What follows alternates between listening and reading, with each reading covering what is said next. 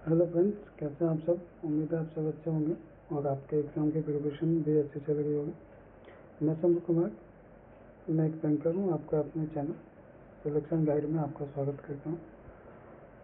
जैसा कि आप जानते हैं, मैं आपको करंट अफेयर्स का क्लास करवा रहा हूँ जो एग्ज़ाम के पॉइंट ऑफ व्यू से इम्पोर्टेंट है, और मैं उन्हीं क्वेश्चन और उन्हीं न्यूज़ को लेके आता हूँ जो आपके एग्ज़ाम में आने के चांसेस बहुत ज़्यादा हैं, और मोस्ट प्रॉब्ली आप अपने एग्ज़ाम में उनको देखेंगे, क्योंकि करंट अफेयर्स हर डे का बहुत ज़्यादा होता है और ज़रूरी नहीं कि आप सारे करंट अफेयर्स पढ़ें।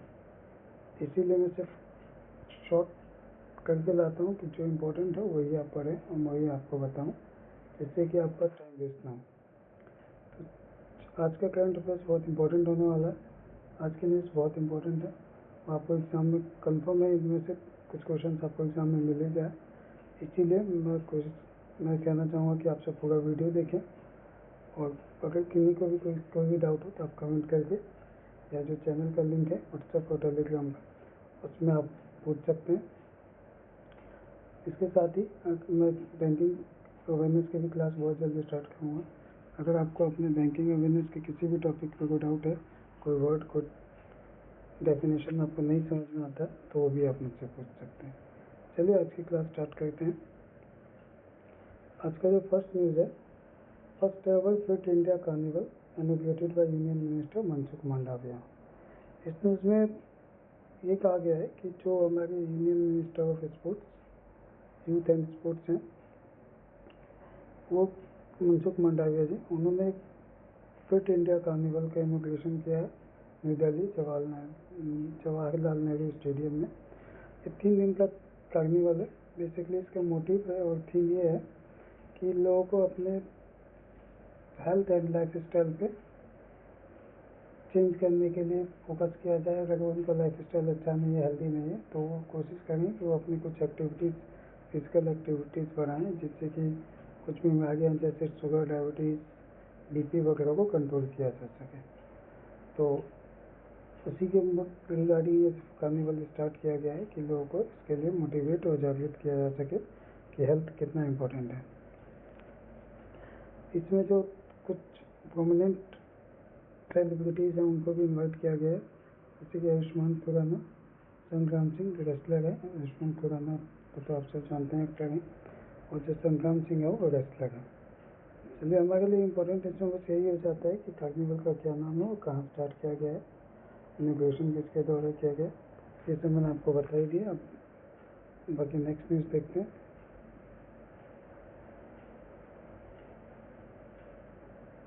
आज का जो नेक्स्ट न्यूज़ है कि Amit Shah inaugurates Lachit Barphukan police academy in Assam. देखिए, जैसे मैंने आपको बताया, आज का न्यूज़ इम्पोर्टेंट है सारा। उसमें एक इम्पोर्टेंट न्यूज़ ये भी हो जाता है, अमित शाह जो हमारे यूनियन मिनिस्टर हैं, किस चीज़ के यूनियन मिनिस्टर हैं, आप मुझे कमेंट करके बता सकते हैं कि आपको अमित शाह हमारी कौन सी डिपार्टमेंट के यूनियन मिनिस्टर हैं।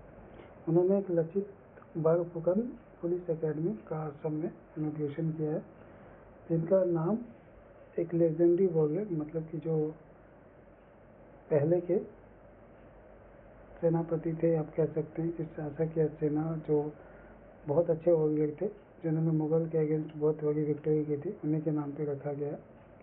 इसका जो मेन एम है कि इस जो अकेडमी है, इसको अगले 5 सालों में इंडिया के टॉप ट्रेनिंग अकेडमी में बदला जाए। और इसमें एक चीज़ और है इम्पोर्टेंट, यहाँ पे अभी मणिपुर की पुलिस का, मणिपुर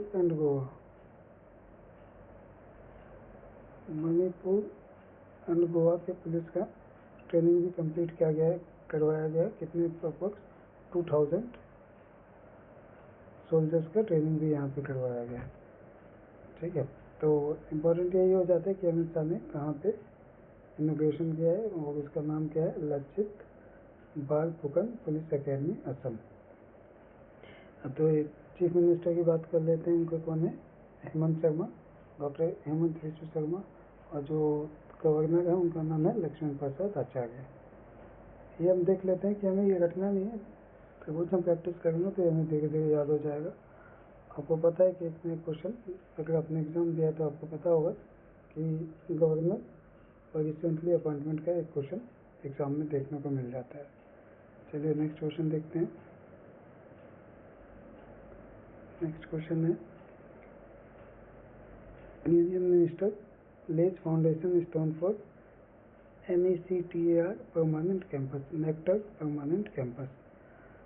नेक्टर क्या होता है कि नेक्टर एक ऑटोनमस बॉडी है सेंट्रल गवर्नमेंट का, जो department of science and technology के अंडर इस्टेब्लिश किया गया था 2014 में। इसका जो फुल फॉर्म होता है वो होता है north east centre for technology application and reach.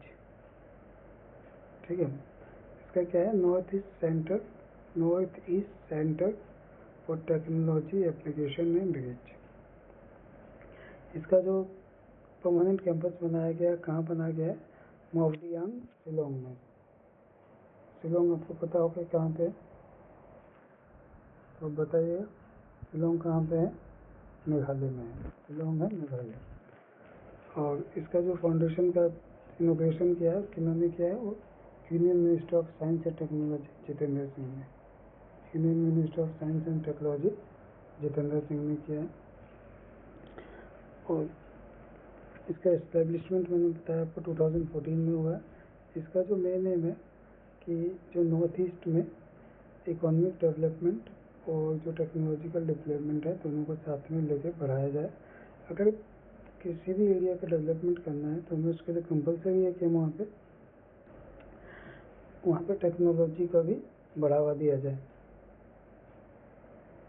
ठीक है, और नेक्टर का जो मेन अभी मिशन स्टार्ट किया गया है, मिशन सैफरॉन लॉन्च किया गया था 2021 में। इसका जो मोटिव है कि हमें नॉर्थ ईस्ट को सैफरॉन की प्रोडक्शन में सबसे आगे लेके जाना है और यहाँ की जो सैफरॉन की क्वालिटी है उसको भी बेहतर बनाना है। तो मेन जो इसमें क्वेश्चन यही बन जाता है कि नेक्टर का जो परमानेंट कैंपस है वो कहाँ बनाया गया, तो पता होना चाहिए कि कहाँ बनाया गया, शिलोंग में बनाया गया। लोकल प्लेस ना भी है, मोस्टली जो ऑप्शन आ जाएगा शिलोंग आ जाएगा या फिर स्टेट का नाम आ जाएगा। तो स्टेट का नाम आप मुझे कमेंट में करके बताएंगे कि स्टेट शिलोंग कहाँ पे आता है, कौन से स्टेट में आता है।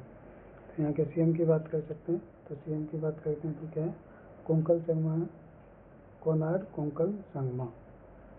और गवर्नर है यहाँ के CH विजयशंकर। यहाँ पे जो नेक्टर एस्टेब्लिश देखा ये गलत है, इसको थोड़ा ये मिस्टेक हो गया।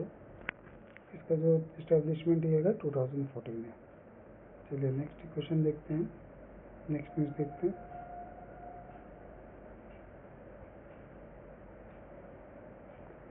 नेक्स्ट न्यूज़ है हमारा, IIT Madras showcase hyperloop e plane and Shakti to Ashwini Vaishnaw. Union minister Ashwini Vaishnaw IIT Madras को उन्होंने टेक इनोवेशन के लिए वहाँ पे विजिट किया है। जो वहाँ का मेन IIT मद्रास का जो उन्हें दिखाना चाहती थी वो था क्या, हाइपरलूप का प्रोजेक्ट ई प्लेन एंड शक्ति, जो अश्विनी वैष्णव जी को दिखाया गया। अश्विनी वैष्णव को ही इसलिए वहाँ पे विजिट करवाया गया। अश्विनी वैष्णव हमारे मिनिस्टर ऑफ IT भी हैं, इंफॉर्मेशन एंड IT हैं, साथ ही साथ वो रेलवे मिनिस्टर भी है। और इस प्रोजेक्ट में को फाइनेंस रेलवे मिनिस्ट्री के द्वारा किया गया है, इसीलिए अश्विनी वैष्णव जी उनके IIT मद्रास के विजिट पे गए थे। और IIT मद्रास में जो हाइपर लूप का रिसर्च जो किया जा रहा है उसका ट्रैक एशिया में सबसे बड़ा होगा। ये 450 मीटर का ट्रैक होने वाला है। तो इंडिया इस पर काम कर रहा है। अगर ये सक्सेसफुल हो जाता है तो इंडिया अपने एशिया में नंबर 1 हो जाएगा, जिसका ट्रैक सबसे बड़ा होगा।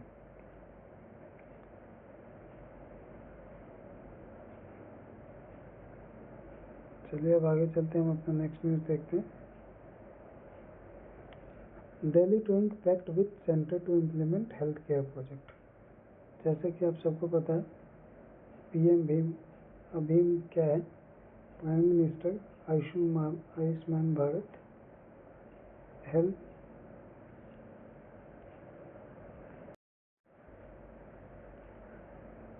Delhi doing pact with centre to implement health care project. तो दिल्ली ने क्या किया है, दिल्ली एक MOU करने वाला है सेंट्रल गवर्नमेंट के साथ, जो पीएम का जो है पीएम अभियान जो है उसको दिल्ली में इम्प्लीमेंट करने के लिए। पीएम अभियान आप सबको पता होगा क्या, इसका फुल फॉर्म क्या होता है। Prime minister Ayushman Bharat health care and infrastructure mission. इसका जो फुल फॉर्म है, prime minister Ayushman Bharat health infrastructure mission. इसी को दिल्ली में अब इम्प्लीमेंट किया जा रहा है, क्योंकि दिल्ली में आपको पता है कि फेब में जो इलेक्शन हुए थे उसमें बीजेपी की जीत हुई थी और बीजेपी अब दिल्ली गवर्नमेंट में आ चुका है। इससे पहले ये दिल्ली में इम्प्लीमेंट नहीं था, क्योंकि वहाँ पे आम आदमी की पार्टी की सरकार थी, उन्होंने इसे इम्प्लीमेंट नहीं किया था। तो इसी को बीजेपी गवर्नमेंट आने के बाद पीएम आयुष्मान भारत को दिल्ली में भी इम्प्लीमेंट किया जाएगा, जिसका ministry of health and family welfare के साथ 18 मार्च को एक MOU साइन किया जाएगा, जिसमें प्रधानमंत्री Ayushman Bharat health infrastructure mission को इम्प्लीमेंट किया जाएगा। और वहाँ पे जो अभी आम आदमी की सरकार के द्वारा जो एक मोहल्ला क्लिनिक बनाया गया था, उसको अब अर्बन आयुष्मान आरोग्य मंदिर इसमें कन्वर्ट कर दिया जाएगा। आप नीचे देख सकते, वही न्यूज है अगला। It was decided to upgrade 553 existing मोहल्ला क्लिनिक की UAAMS अर्बन आयुष्मान आरोग्य मंदिर, apart from the opening an additional 430 UAAMS। मतलब जो 553 एग्जिस्टिंग मोहल्ला क्लिनिक हो उनको भी UAAMS में चेंज कर दिया जाएगा। इसके साथ साथ 413 और UAAMS अर्बन आयुष्मान आरोग्य मंदिर खोला जाएगा। इसका जो मेन मोटिव है कि दिल्ली के लोगों को जो हेल्थ केयर के सर्विसेज हैं वो बेहतर से बेहतर दिया जा सके, और जितना पास हो सके कि हर एरिया में एक क्लिनिक हो जाएगा, तो लोगों को ज़्यादा दूर न जाना पड़े और परेशानी का सामना न करना पड़े ट्रीटमेंट के लिए। यही इसका मोटिव है। तो दिल्ली की जो CM है उनका नाम क्या है, श्रीमती रेखा गुप्ता, और जो वहाँ के LG हैं, दिल्ली के LG के हैं, उनका नाम है श्री विनय कुमार सक्सेना। चलिए अब हम अपना नेक्स्ट न्यूज़ देखते हैं।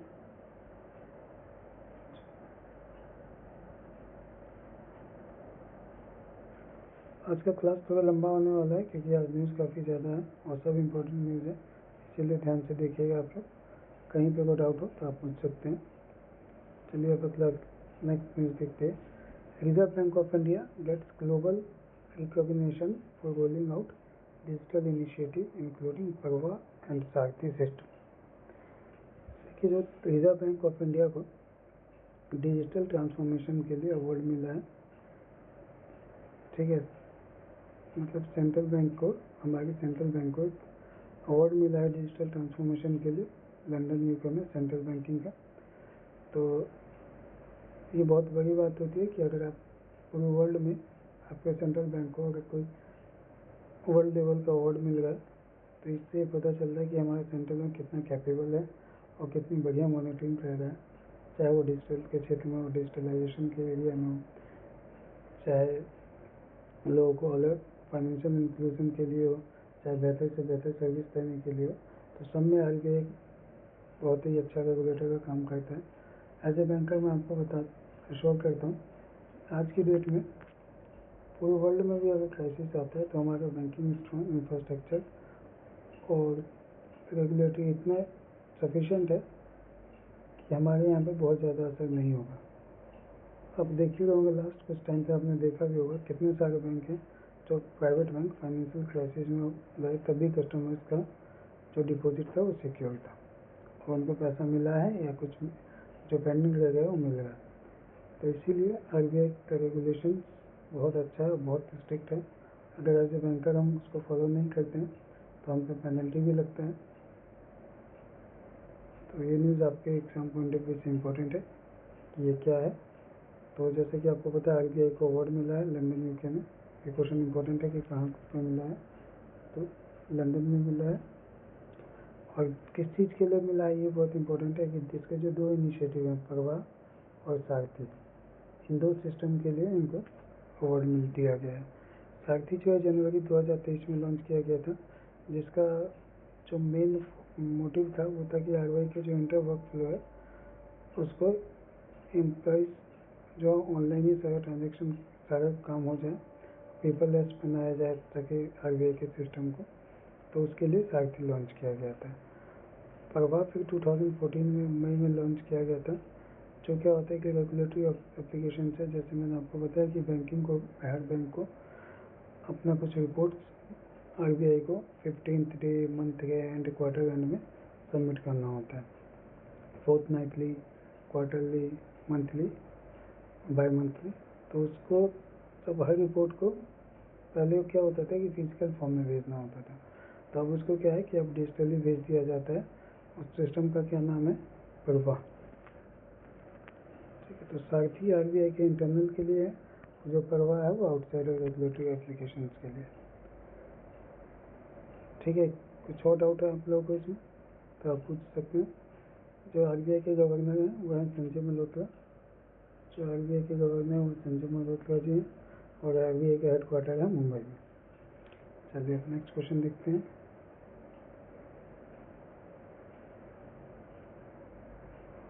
Flipkart super money beats Grab to take 5th place. जैसे कि न्यूज़ से ही पता लग रहा है, क्योंकि रैंकिंग की बात हो रही है।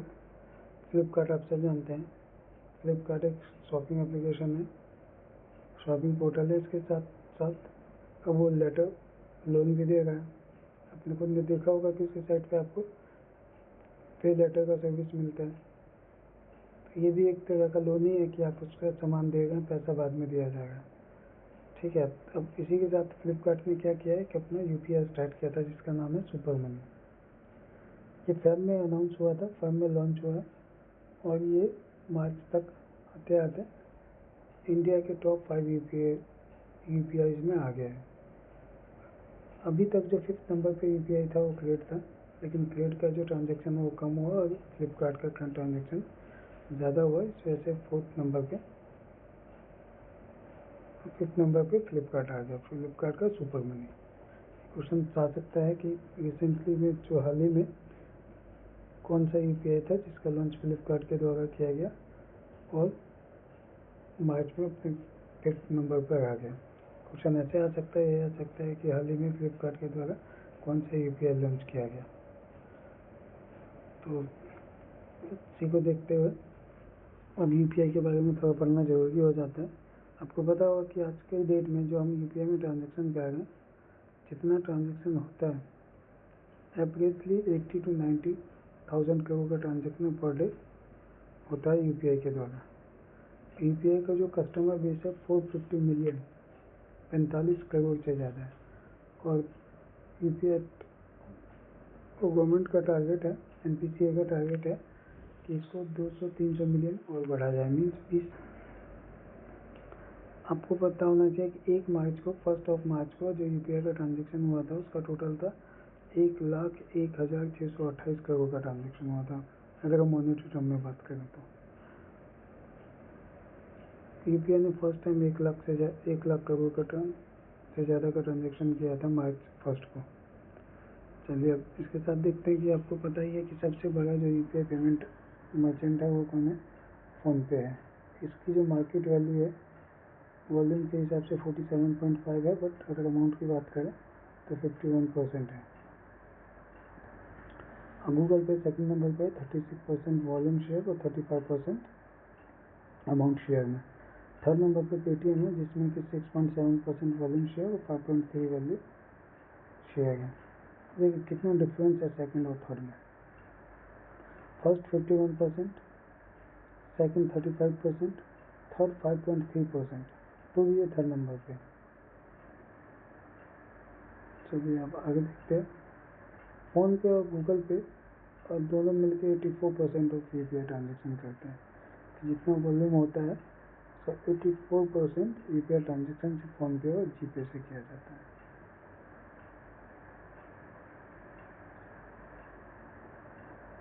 अब थोड़ा हम NPCI की बात कर लेते हैं कि NPCI क्या है। आप सबने NPCI का नाम सुना ही होगा, है ना, national payment corporation of India. जितने भी आजकल पेमेंट के मोड आप चलाते हैं सब ऑलमोस्ट NPCI के द्वारा किया जाता है, जो हम फ्रिक्वेंटली यूज़ करते हैं। आजकल आपने देखा होगा लोगों ने RTGS और नेफ्ट तो कम अमाउंट के लिए करना ही छोड़ दिया। अब कोई 1 लाख के लिए नेफ्ट नहीं करना प्रीफर करता, सब UPI करते हैं। 5,000 10,000 जो भी छोटा पेमेंट है सबके लिए लोग UPI प्रीफर करते हैं। UPI NPCS RTGS आपको पता होना चाहिए कि क्या होता है। RTGS होता है रियल टाइम ग्रॉस सेटलमेंट। इसका जो मिनिमम अमाउंट है वो 2 लाख है। अगर आप 2 लाख कम से कम या 2 लाख से ज़्यादा अमाउंट ट्रांसफ़र करते हैं तो ही आप RTGS कर सकते हैं। NEFT पे कोई लिमिट नहीं है। NEFT आप 1 रुपये का भी कर सकते हैं और आपका जितना मैक्सिमम आप चाहें उतने का आप NEFT कर सकते हैं, लेकिन आप RTGS 2 लाख से कम का नहीं कर सकते। तो लेकिन ये दोनों सर्विस अभी भी RBI के द्वारा मैनेज किया जाता है, ये NPCI के अंदर नहीं आता है। ऐसे ही बैंकिंग अवेयरनेस में आपको और भी कोई टॉपिक में डाउट हो तो आप मुझसे पूछ सकते हैं, और बैंकिंग अवेयरनेस का भी मैं क्लास स्टार्ट करूँगा तो आप उसे भी ज्वाइन कीजिएगा, डेफिनेटली आपको बेनिफिट होगा। तो चलिए हम अपनी न्यूज़ की तरफ आते हैं। NPCI क्या है। NPCI का जो इस्टेब्लिशमेंट हुआ था, फाउंडर हुआ था, कब हुआ था? 2008 में। इसके CEO जो हैं दिल्ली पासवे हैं और हेडक्वार्टर है मुंबई महाराष्ट्र में। इसका जो मेन काम है, जो मेन प्रोडक्ट है NPCI के क्या है, UPI हो गया। UPI का फुल फॉर्म होता है यूनिफाइड पेमेंट इंटरफेस। IMPS हो गया, इमीडिएट पेमेंट सर्विस। रुपये डोमेस्टिक कार्ड जो है पेमेंट नेटवर्क और NPCI के जो भी रुपये का कार्ड चलता है सब NPCI के पेमेंट नेटवर्क पे चलता है, ठीक है। भारत बिल पेमेंट सिस्टम, ये भी NPCI का प्रोडक्ट है। आधार इनेबल्ड पेमेंट सिस्टम क्या है, वो भी AEPS का। एक चीज़ मैं आपको और बताना चाहूँगा, लास्ट 1 मंथ में UPI के ट्रांजेक्शन में डिक्लाइन हुआ 1.1% के अप्रोच, लेकिन जो AEPS है, आधार इनेबल्ड पेमेंट सिस्टम है, इसके में इन ट्रांजेक्शन में काफ़ी ज़्यादा मात्रा में बढ़ोतरी हुई है। तो अगर UPI से भी आदमी शिफ्ट कर रहा है तो पेमेंट का मोड जो हो जा रहा है वो भी NPCI के पास से जा रहा है। इसीलिए NPCI इम्पोर्टेंट हो जाता है आज के टाइम में, क्योंकि जितने भी मेन प्रोडक्ट हैं जो मास लेवल पे लोगों के द्वारा यूज़ किया जा रहा है सबको कौन होल्ड करता है? NPCI। चलिए अब आगे देखते हैं।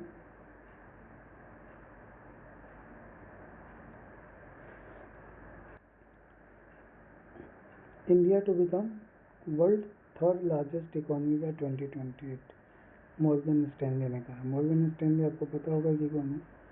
मॉर्गन स्टैनली हमारा पड़ोसी नहीं है। मॉर्गन स्टैनली एक कंपनी है जो क्या काम करती है, जिसका काम ये है कि जो भी फ्यूचर में इवेंट्स होने वाले हैं, जो प्रेजेंट को देखते हुए किसी की इकोनॉमी कितनी रहने वाली है उसका एक प्रोजेक्शन देते हैं ये लोग। ये एसेट मैनेजमेंट कंपनी है एक तरह से, जो एसेट मैनेज करती है और वेल्थ क्रिएट करती है, इन्वेस्टमेंट करते हैं, इन्वेस्टर बैंकर ही है। तो USA की कंपनी है, हेड ऑफिस इसका न्यूयॉर्क में है। चल लिखा हुआ है यहाँ पे न्यूयॉर्क सिटी में है। जो स्टेब्लिशमेंट हुआ था 1935 में हुआ था, और इसका जो CEO है वो है टेड पिक। आपके लिए इम्पोर्टेंट ये हो जाता है कि किसकी रिपोर्ट के अकॉर्डिंग इंडिया 2018 में 28 में 3rd लार्जेस्ट इकोनॉमी बन जाएगा। तो उसका आंसर हो जाएगा मॉर्गन स्टैनली। ये क्वेश्चन ये भी आ जाता है कि हाल ही में मॉर्गन स्टैनली के रिपोर्ट के अनुसार इंडिया 2028 में वर्ल्ड की कौन सी इकोनॉमी बन जाएगी। दोनों तरह से क्वेश्चन आ जाता है। देखिए अब इकोनॉमिक्स पढ़ लेते हैं क्या है। Form a 3.5 trillion economy in 2023, the Indian economy is projected to expand to 4.7 trillion in 2026, which will make it the 4th largest in the world behind the US, China and Germany. In 2028, India will overtake Germany as its economy will expand to 5.7 trillion. News का मतलब देख रहे हैं आप। 2023 में हमारी economy कितनी थी? 3.5 ट्रिलियन। और 2025 में 2026 में कितना हो जाएगा 4.7 अगेन। 2026 में भी हम 4th नंबर पे आ जाएंगे। ऐसा नहीं है कि हम सीधा 3rd पे चले, हम 2026 में ही 4th लार्जेस्ट बन जाएंगे और 2028 में 3rd लार्जेस्ट इकोनॉमी बन जाएंगे। चलिए नेक्स्ट क्वेश्चन देखते हैं। नेक्स्ट क्या है, India forex reserve surge by $15.26 billion. मतलब इंडिया का जो फॉरेन एक्सचेंज का रिजर्व है, हमारे पास जो फॉरेन रिजर्व रखा जाता है, आरबीआई के द्वारा क्या किया जाता है कि अपने पास कुछ अमाउंट फॉरेन एक्सचेंज रिजर्व में रखा जाता है। जो फॉरेन करेंसी है उसको अपने पास रिजर्व में लगता है। बेसिकली यूएस डॉलर या फिर गोल्ड में ही रखा जाता है। गोल्ड को हम फॉरेन एक्सचेंज में करेंसी में नहीं मानते हैं, लेकिन जो यूएस डॉलर है उसको हम फॉरेन एक्सचेंज में माना जाता है। फॉरेन एक्सचेंज रिजर्व जो होता है, प्लीज देख लेते हैं। In the sharpest jump in over 2 years the country's foreign exchange reserves increase by $15.267 billion to $6.53966 billion during the week ended March 7। मतलब कहना ये चाह रहा है इस न्यूज़ में कि जो लास्ट वीक ऑफ मार्च जो भी गया है 7 मार्च को, उसमें जो लास्ट वीक 28 मार्च को, जो 28 फरवरी को जो जितना भी यूएस डॉलर फॉरेन एक्सचेंज था हमारा, वो 15.267 से बढ़ के कितना हो गया 6.53966 बिलियन। मतलब सीधा इसमें 15.26 बिलियन का इंक्रीमेंट हो गया। तो इसका मतलब कितना रहा होगा 28 फेब को 638, लगभग $638 बिलियन हमारे पास जो फॉरेन एक्सचेंज था, और 7 मार्च की क्लोजिंग को कितना हो गया था 653 बिलियन डॉलर, $653 बिलियन। ये लास्ट 2 years में सबसे बड़ा सर्च था, शार्पेस्ट जंप था। इतना जंप 2 साल में कभी नहीं हुआ था।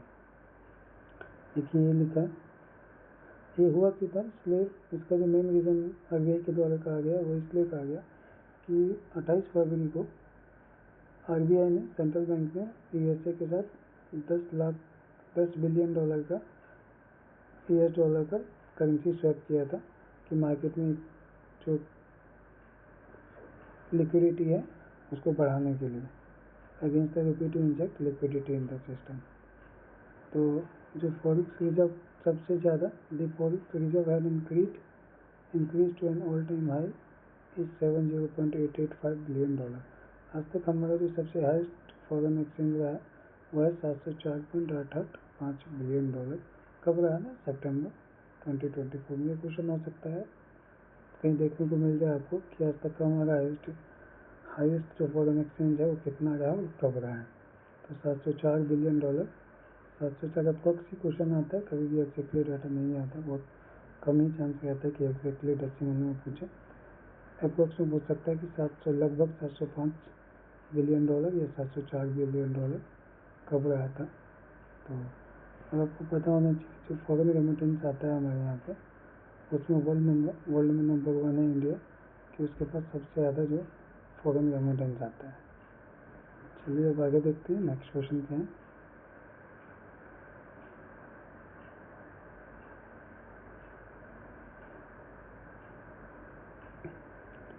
Life insurance corporation of India, new India insurance GIC remain domestic systemically important insurance। DSIIS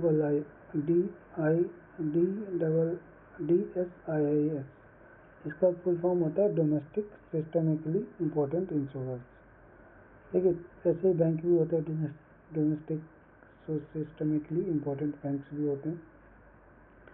इसमें इंश्योरेंस हो जाता है, उसमें DSI भी यूज हो जाता है, वो भी हम पढ़ेंगे जब न्यूज़ आएगा तो उसके बारे में।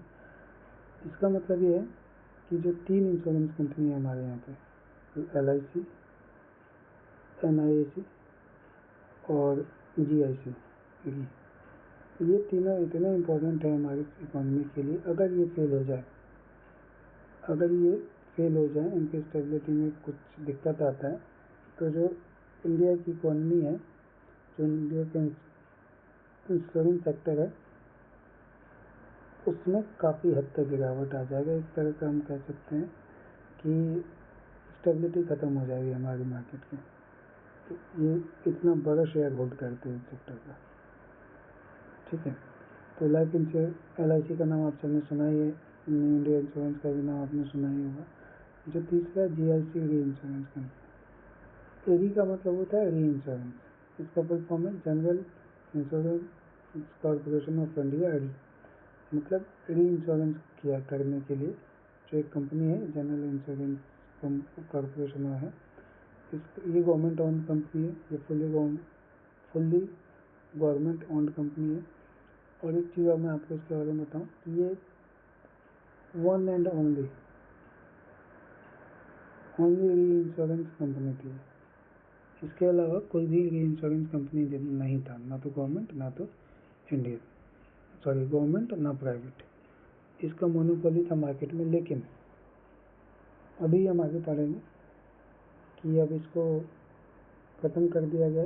RBI के द्वारा, IRDAI के द्वारा अभी रिसेंटली एक कंपनी है गो डिजिट, उसी को लाइसेंस दिया गया है। वो री इंश्योरेंस कंपनी लॉन्च कर सकती है, उसको परमिशन मिल गया है। तो एक नई कंपनी जल्दी री इंश्योरेंस में आ जाएगा। वो फर्स्ट कंपनी है जो री इंश्योरेंस में प्राइवेट सेक्टर का होगा। इससे पहले सिर्फ और सिर्फ एक ही कंपनी तक जिसका नाम था GIC री इंश्योरेंस कंपनी।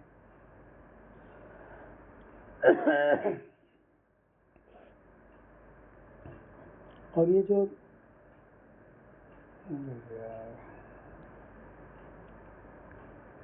स्टार्ट करते हैं, ये जो DSIS जो domestic systemically important insurance declare किया जाता है या बैंक के लिए जो डिक्लेयर किया जाता है, सिर्फ वो उस फाइनेंशियल ईयर के लिए होता है।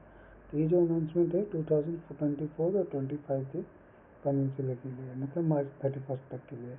फिर कुछ और फिर रिपोर्ट आएगा, तो ऑलमोस्ट सेम ही रहता है, लेकिन चांसेस होते हैं कि चेंज हो जाए। बहुत कम चांस ही होता है कि चेंज हो पाएगा, लेकिन बेसिकली मोस्टली वही रहता है। अब अंडरस्टैंडिंग ऑफ दी एज देख लेते हैं। डोमेस्टिकली क्या होता है? Domestic systemically important insurance are entities whose failure or financial distress could significantly disturb the domestic financial system due to their substantial size, market significance and connections with other financial institutions। देखिए वही मैंने आपको बताया था starting में कि इतने important हो जाते हैं, इनका शेयर इतना बड़ा होता है मार्केट में, चाहे वॉल्यूम की तरफ से देखें या फिर आप वैल्यू की तरफ से देखें, तो कि अगर इनकी स्टेबिलिटी में कोई दिक्कत होता है, इनका अगर फेलियर हो जाता है किसी भी रीजन से या बैंक करप्ट हो जाते हैं, तो जो हमारे फाइनेंशियल इंस्टीट्यूशन हैं, इसके साथ साथ और जो हमारी इकोनॉमी, वो उसका जो बिहेव है वो काफ़ी नेगेटिव हो सकता है। तो इसीलिए हम इसको पहले से ही इम्पोर्टेंट डिक्लेयर कर देते हैं कि गवर्नमेंट या रेगुलेटरी एजेंसीज क्या है, इस पर ज़्यादा निगरानी कर सकें। चलिए अब आगे देखते हैं नेक्स्ट न्यूज़ क्या है।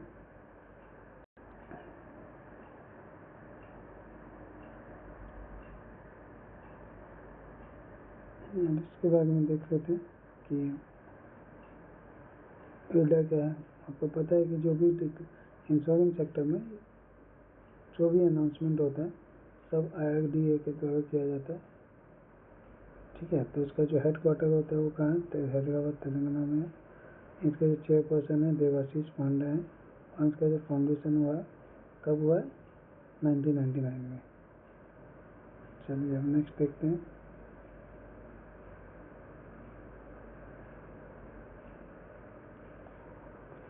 इंडिया न्यूजीलैंड FTA क्या होता है? आपको पता है FTA क्या होता है? FTA होता है, अगर आपको पता होगा तो आप कमेंट कीजिएगा, नहीं तो मैं आगे बता ही देता हूँ। FTA का मतलब होता है फ्री ट्रेड एग्रीमेंट, ठीक है। इसका जो फुल फॉर्म होता है फ्री ट्रेड एग्रीमेंट। इसके नाम से ही पता चल जाता है। अगर आपको FTA का फुल फॉर्म पता है तो आप न्यूज़ को देख के अंदाज़ा लगा सकते हैं कि न्यूज़ ये किस रिगार्डिंग में है। तो जो इसका न्यूज़ यही है कि इंडिया और न्यूजीलैंड ने फ्री ट्रेड एग्रीमेंट के लिए MOU किया है। यही न्यूज़ में कहा गया है। तो इसका न्यूज़ क्या है, Indian prime minister Narendra Modi and New Zealand prime minister Christopher Luxon convened for a high-level bilateral meeting marking a significant advancement in India-New Zealand relations. The two leaders also announced the launch of negotiations for free trade agreement. The proposed agreement estimated to be commenced in April 25.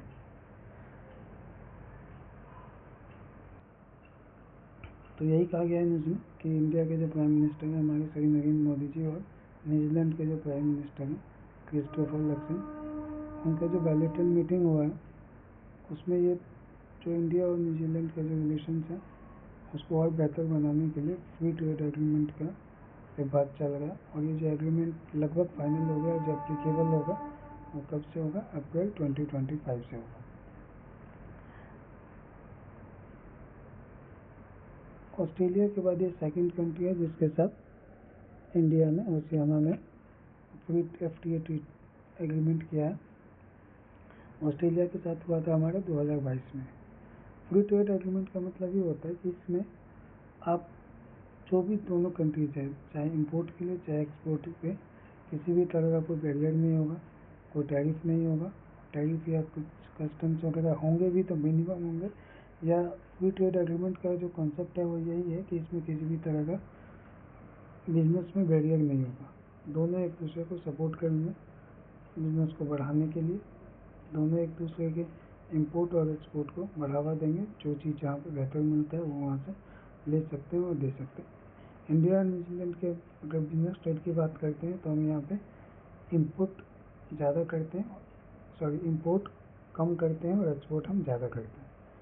Trade growth in 2024, India exported 530 million worth of goods to New Zealand and imported $335 million, creating a trade surplus of 203 million.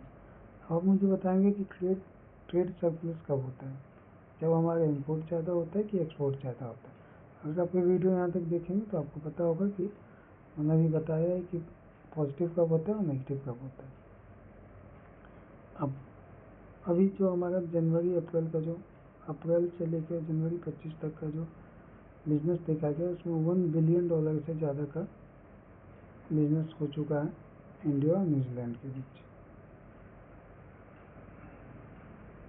चलिए next news देखते हैं। Next क्या है, India's participation in the 353rd ILO governing body meeting in Geneva. ILO का full form होता है international labour organisation.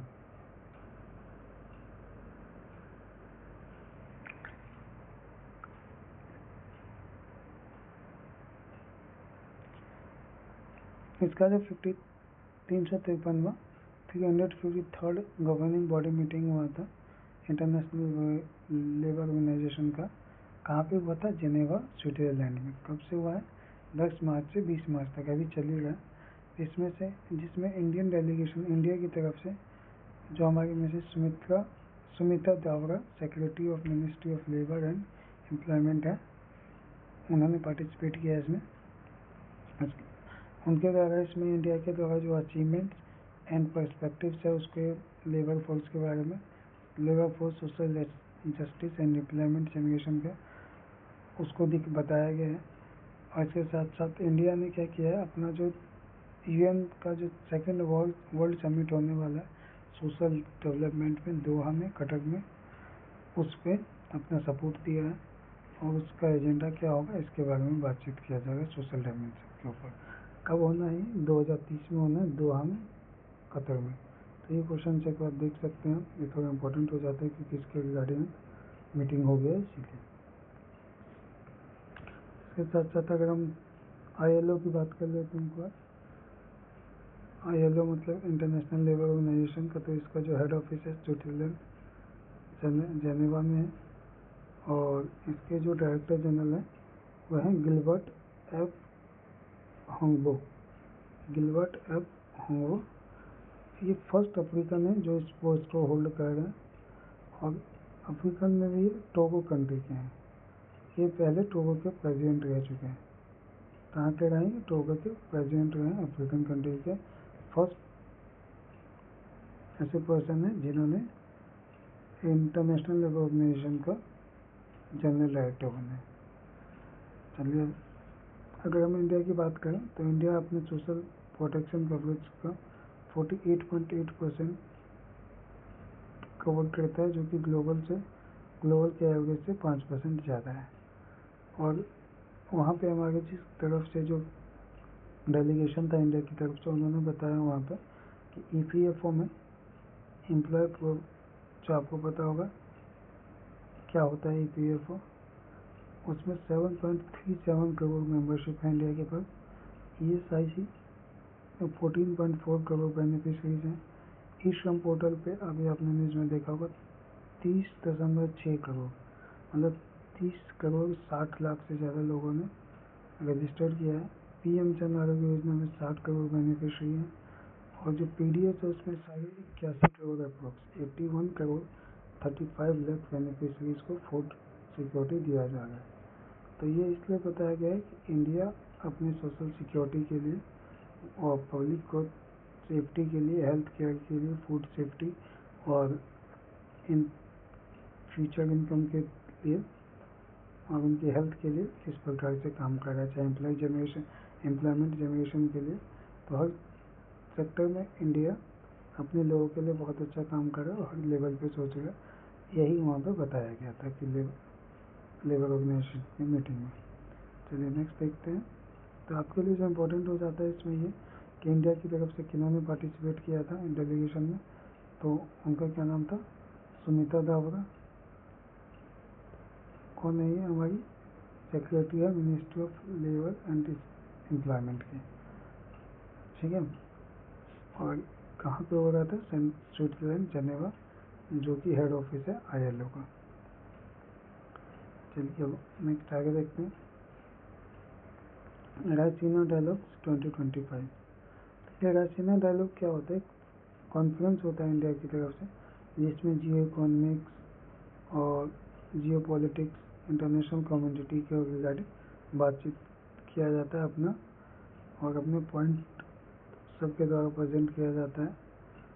ये हर साल होता है और इस साल जो होने वाला 17 से 19 मार्च के बीच होगा नई दिल्ली में।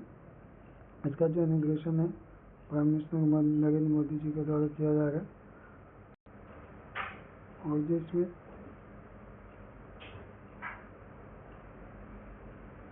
आगे देखते हैं, इसका इनॉग्रेशन 17 मार्च को किया गया था, मतलब कल किया गया था। और इनके जो प्राइम मिनिस्टर हैं, जो चीफ न्यूजीलैंड के जो प्राइम मिनिस्टर हैं क्रिस्टोफर लक्सन, उन्होंने भी इमिग्रेशन को ज्वाइन किया है एज ए चीफ गेस्ट। अब वो भी इसको संबोधित करेंगे। तो इसमें लगभग 125 कंट्रीज, यह है 10th रायसीना डायलॉग। ये मैंने आपको जैसे बताया हर साल होता है, ये 10th रायसीना डायलॉग था, जिसमें 125 करोड़ 25 देश से ज़्यादा लोगों के minister, former head, state head और government, military commanders, captain of industry और एकेडमिक स्कॉलर, वो लोग अपना यहाँ पे पार्टिसिपेट करेंगे। तो वर्ल्ड के 125 कंट्रीज़ के लोग इस रायसीना डायलॉग में पार्टिसिपेट करने वाले हैं, जो अपने हर वर्चुअली या फिजिकली जैसे भी पॉसिबल होगा इसमें आएंगे। इसमें लगभग 3500 पार्टिसिपेंट की उम्मीद है कि over 3500 participant from about 125 countries will be joining the dialogue in person, and the proceeding will be viewed by the millions across the world on the virtual digital platforms. आज का जो थीम था, साल का जो 2025 का जो थीम है वो है कालचक्र, पीपल, पीस एंड प्लानेट। जो थीम हमारे लिए इम्पोर्टेंट हो जाता है कि रायसीना डायलॉग 2025 का थीम क्या था। तो इस एडिशन का जो थीम है ये है कालचक्र, पीपल, पीस एंड प्लानेट, ठीक है। और ये कौन सा था? ये 10th था। ये भी इम्पोर्टेंट हो जाता है कि ये कौन सा डायलॉग था? 10th था। चलिए अब आगे नेक्स्ट देखते हैं।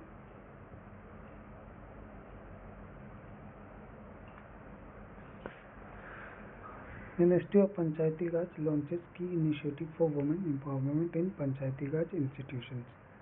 न्यूज़ कह रहा है कि जो पंचायती राज है, मिनिस्ट्री ऑफ पंचायती राज, उन्होंने कुछ इनिशिएटिव लॉन्च किया है जिससे कि जो वुमेन हमारी जो पंचायती राज में रिप्रेजेंटेटिव इलेक्टेड मेंबर्स हैं उनको एम्पावर किया जा सके, उनको मजबूत बनाया जा सके कि जो इलेक्शन में वो जीत के आई हैं तो वही काम करे। हमारे यहाँ पे कॉन्सेप्ट चलता है कि अगर कोई मुखिया है, अगर कोई फीमेल मुखिया है तो उनका जो पति होता है वो मुखिया पति कहलाता है। कोई सरपंच है तो उनके पति को सरपंच पति कहलाता है। ये जो पोस्ट है, ये जो लोगों ने माहौल बना दिया, उसी को ख़त्म करने के लिए मिनिस्ट्री ऑफ पंचायती राज ने कुछ इनिशिएटिव लॉन्च किया है। उसका नाम है सशक्त पंचायत नीति अभियान और मॉडल वुमेन फ्रेंडली ग्राम पंचायत। मतलब 2 इनिशिएटिव लॉन्च किया गया है, जिसका पहला इनिशिएटिव क्या है, सशक्त पंचायत नीति अभियान की मतलब जो भी पंचायत की नीति है वो सशक्त हो, वो सक्षम हो अपना काम करने के लिए, उनको अपने पति या किसी भी दूसरे इंसान की सहायता की जरूरत नहीं, वो लीडर की तरह काम कर सकती है। इसी का यही मोटिव है इसका।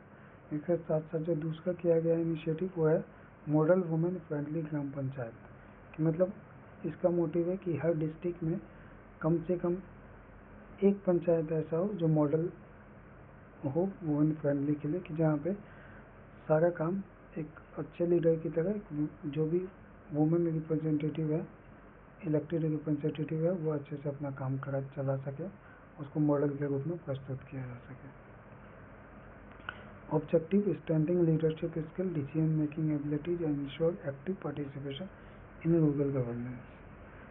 देखिए एज ए बैंकर जब हम बैंक में करते हैं तो ऐसा बहुत बार इंसिडेंट मिलता है कि कस्टमर आएगा, वो बोलेगा कि हमको आप पहचानते नहीं हैं, हम कौन है, मुखिया हैं, और जब आप डिटेल में देखेंगे तो मुखिया होता नहीं है, मुखिया उनकी पत्नी होती है। एक हमारे साथ भी एक केस हुआ था, जब मैं जिससे पहले इस ब्रांच में था, वहाँ पे एक पार्षद हुआ करते थे, पार्षद भी नहीं था, उनकी जो वाइफ थी वो मेंबर थी वो पार्षद में, जिला पार्षद में। तो वो हमेशा जब भी ब्रांच में आते थे हमेशा कहते थे हम पार्षद हैं, हम पार्षद हैं, आप लोग पार्षद को सम्मान नहीं देते। जबकि एज ए कस्टमर जो एज ए बैंकर आपका हर कस्टमर के लिए उतना ही रिस्पॉन्सिबिलिटी होती है, चाहे कोई कितना भी। हाँ, थोड़ा बहुत एडवांटेज दिया जाता है कि अगर कोई आपका HNI कस्टमर है तो थोड़ा आप उनको प्रेफरेंस दे सकते हैं, बट काम सबका ऑलमोस्ट एक ही रूल्स एक ही रेगुलेशंस पे किया जाता है। कभी भी काम ऐसे नहीं करना चाहिए, ना आप कभी कीजिएगा कि अगर कोई ऐसा आदमी है जिसका सोसाइटी में ज़्यादा वैल्यू है तो उसके लिए आप रूल रेगुलेशन पे ध्यान ना दें। बैंकिंग एक ऐसा सेक्टर है जहाँ पर आपको रूल फॉलो करना ही होगा। अगर आप नहीं किया तो आपके अलावा उसकी जो भी रिस्पॉन्सिबिलिटी है कोई नहीं लेने वाला है, आपके ऊपर ही होगा। क्योंकि हम लोग देखते हैं बैंक में ऐसा होता है अक्सर कि अगर हमारे किन्हीं साथी ने पहले भी कभी गलती किया है तो कभी ना कभी ऑडिट में वो आ ही जाता है। इसीलिए ये इम्पोर्टेंट हो जाता है कि जब भी आप बैंक ज्वाइन करें, मुझे आप तैयारी करें तो आप सबका हो ही जाएगा। अगर अच्छे से तैयारी कीजिएगा तो जब भी जहाँ भी पोस्टिंग मिले ऐसे काम कीजिए, रूल एंड रेगुलेशंस को फॉलो कीजिए कि बाद में आपको कभी कोई दिक्कत ना हो। तो ऐसे कोई आ जाए तो उसको नहीं करना है हमें इंटरटेन, आपको उसे छोड़ के आगे बढ़ना है, बातचीत से निपट जाना है। तो इसी का जो मोटिव था, एलिमिनेटिंग द मुखिया पति और सरपंच पति culture, ensuring the women representative exercise authority independently. मतलब मैंने वही जो आपको बताया कि गवर्नमेंट का मोटिव है, मिनिस्ट्री ऑफ पंचायती राज में जो 2 इनिशिएटिव लॉन्च किया उसका मोटिव यही है कि जो मुखिया पति और सरपंच पति का जो कल्चर है उसको हटाया ख़त्म किया जा सके और वुमेन रिप्रेजेंटेटिव जो है वो इंडिपेंडेंटली अपने पावर का यूज़ कर सकें। चलिए अब नेक्स्ट देखते हैं। ये वही न्यूज़ है कि मैंने जो आपको बताया था कि establish at least 1 women friendly gram panchayat in each district. एक इसमें थोड़ा सा इम्पोर्टेंट हो जाता है कि बिहार में 33% से ज़्यादा 33% जो रिजर्वेशन कोटा था उसको 50% कर दिया वुमेन के लिए, ठीक है। तो इसमें जो वुमेन होता है, जो रिप्रेजेंटेटिव से वुमेन को 50% हो गए, और over 1.4 million women have been elected as a PRIs across the, ठीक है। चलिए अब नेक्स्ट आगे बढ़ते हैं, आगे क्या है। Hockey India honours legend start at 7th annual awards. Hockey India 2024 का अवार्ड जो था वो स्टार्ट हो गया, ये हॉकी इंडिया का 7th एनुअल अवार्ड है। इसमें जो हॉकी की मेंस कैप्टन टीम के जो हरमनप्रीत सिंह है, और इंडिया की वुमेन की जो टीम गोलकीपर है सविता पुनिया, उनको बेस्ट मेल और फीमेल का अवार्ड मिला है। मेल की बात करें तो मेल में बेस्ट प्लेयर का अवार्ड किसको मिला है? हरमनप्रीत सिंह को, जो इंडिया के कैप्टन है हॉकी के, और सविता पुनिया जो फीमेल की गोलकीपर है, उनको मिला है बेस्ट फीमेल का अवार्ड। मेल में मिला है बेस्ट मेल का अवार्ड किनको मिला है? हरमनप्रीत सिंह को, और जो सविता पुनिया है उनको मिला है बेस्ट फीमेल का अवार्ड। ये जो 7th एनुअल अवार्ड का अनाउंसमेंट हुआ है, कहाँ पे हुआ? सेरेमनी न्यू दिल्ली में हुआ है। और इसमें जो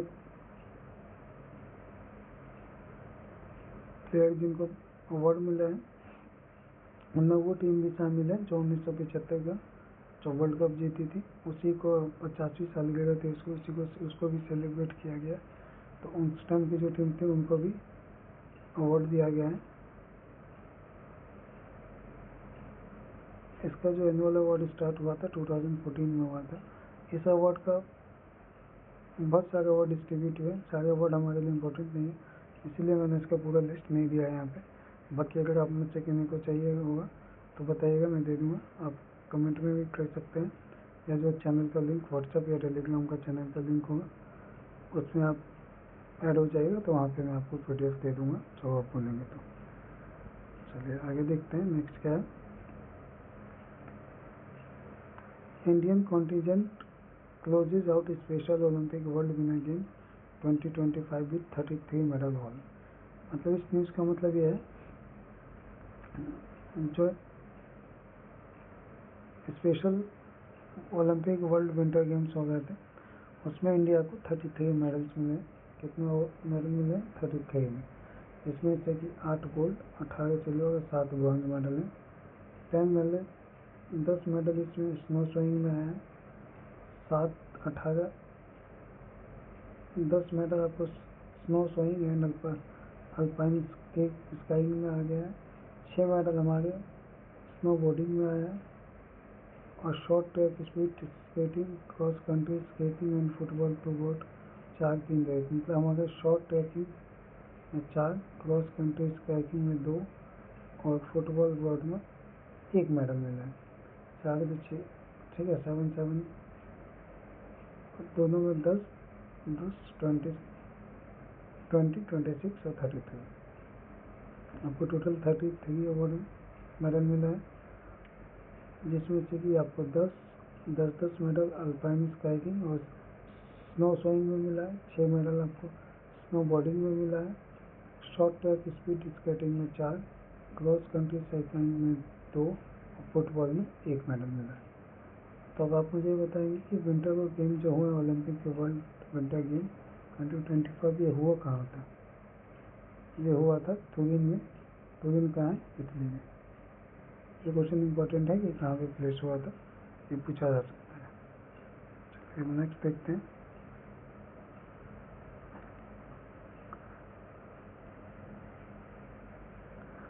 आज का जो क्लास है काफ़ी लंबा हो गया, लेकिन आज न्यूज़ इतना ज़्यादा इम्पोर्टेंट था कि किसी को भी न्यूज़ को स्किप करना ठीक नहीं लगा मुझे। और काफ़ी सारा न्यूज़ था, उसमें से मैं शॉर्ट करके लाया हूँ, जो इम्पोर्टेंट है बस वही मैं आपके लिए लेके आया हूँ।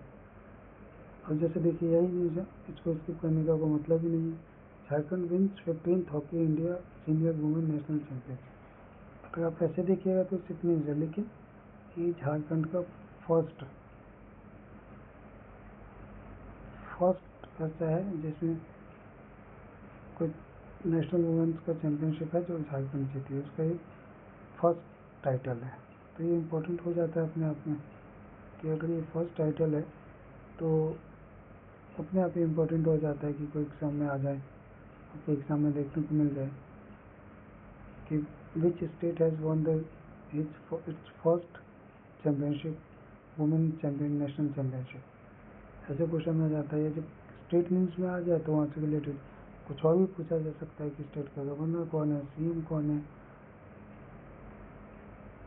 ठीक है। तो इसीलिए इम्पोर्टेंट हो जाता है। हुआ क्या था इस गेम में, पहला जो मैच जो था वो 1-1 से ड्रॉ था, चारों क्वार्टर 1-1 से ड्रॉ गए। इसके बाद जो हरियाणा डिफीटिंग पहले की चैंपियन थी, उसमें और इसमें शूट आउट के अकॉर्डिंग डिसीजन हुआ था, जिसमें कि 4-3 का ओवर था। 4-3 के स्कोर से झारखंड ने मैच जीत लिया था। ये झारखंड का फर्स्ट टाइटल था, जैसे कि मैंने आपको बताया। झारखंड के सीएम जो है वो है हेमंत सोरेन और वहाँ के गवर्नर हैं संतोष गंगवार। चलिए अब आगे देखते हैं। आज का ऑब्जेक्टिव पे आ गए हैं तो मुझे लगता है कि शायद अब खत्म ही होने वाला होगा।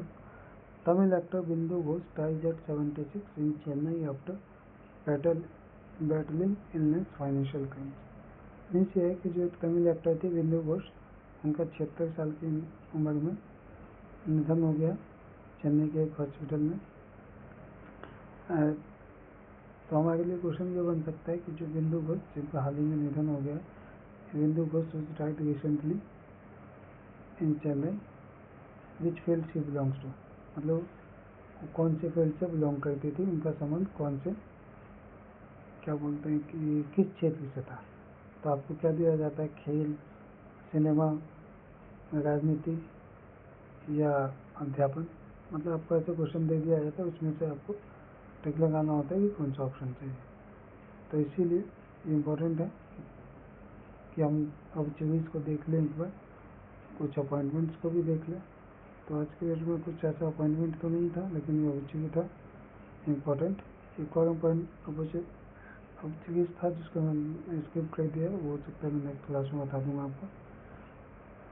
चलिए आगे देखते हैं। चलिए आज की क्लास हमारा यहाँ पे कंप्लीट हो गया। इसके साथ साथ कुछ और इम्पोर्टेंट बात जो मैं आपको बता रहा हूँ कि एक बार जो भी आप क्लास देख लो, एक बार रिवाइज जरूर कर लीजिए। और आपको मैं कंटिन्यू क्लास देता रहूँगा, साथ में बैंकिंग अवेयरनेस का भी अगर आपको कोई डाउट है तो वो भी आप मुझसे पूछ सकते हैं। थैंक यू पूरा वीडियो देखने के लिए। और आपको किसी भी तरह से कुछ भी डायरेक्शन चाहिए हो तो मैं आपको बता सकता हूँ, तो आप कमेंट करके या चैनल में लिंक, जो भी दोनों का चैनल लिंक दिया गया है व्हाट्सएप और टेलीग्राम का, आप वहाँ से भी जुड़ सकते हैं। और अगर आपको वीडियो अच्छा लगा तो please like, share and subscribe करें, जिससे कि हम और अच्छा वीडियो बनाएं और आपके सपोर्ट से आपको आगे बताते रहें कि एग्ज़ाम कैसे निकलेगा। कंटिन्यू रहिएगा, एग्ज़ाम जरूर निकलेगा। आप सब कर सकते हैं, इसीलिए करेंगे तो ज़रूर होगा। चलिए थैंक यू सो मच, मिलते हैं फिर हम नेक्स्ट वीडियो में।